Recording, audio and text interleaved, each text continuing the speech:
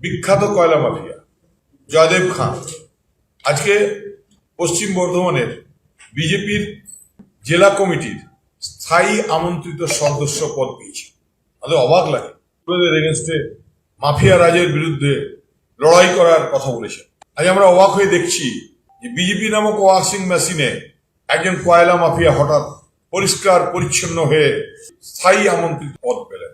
কারণ এর আগে আমরা দেখেছি যে কয়লা মাফিয়া জয়দেব খান কখনো পুষ্পস্তবক দিয়ে অমিত শাহকে বরণ করছেন, কখনো বা একটি দুর্গাপুরের নামী 5 তারা হোটেলে একসঙ্গে বিজেপি নেতাদের সঙ্গে লাঞ্চ ডিনারে যাচ্ছেন। এরা টিকে থাকার জন্য ধান্দাবাজি করছে। এদের কারবার কুখ্যাত অপরাধীদের নিয়ে, মাফিয়াদের নিয়ে এরা দলকে সংগঠিত করছে।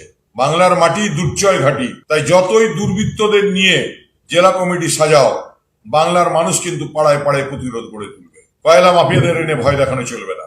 আমরা তৈরি আছি, তাই বাংলার মানুষ তৈরি হয়ে আছে, আসানসোলের মানুষ তৈরি হয়ে আছে, দুর্গাপুরের মানুষ তৈরি হয়ে আছে, পাণ্ডবেশ্বরের মানুষ তৈরি হয়ে আছে, জামুরিয়ার মানুষ তৈরি হয়ে আছে, বারাবনের মানুষ তৈরি হয়ে আছে, কুলটির মানুষ তৈরি হয়ে আছে, আসানসোল সাউথের মানুষ তৈরি হয়েছে, রানীগঞ্জের মানুষ তৈরি হয়েছে।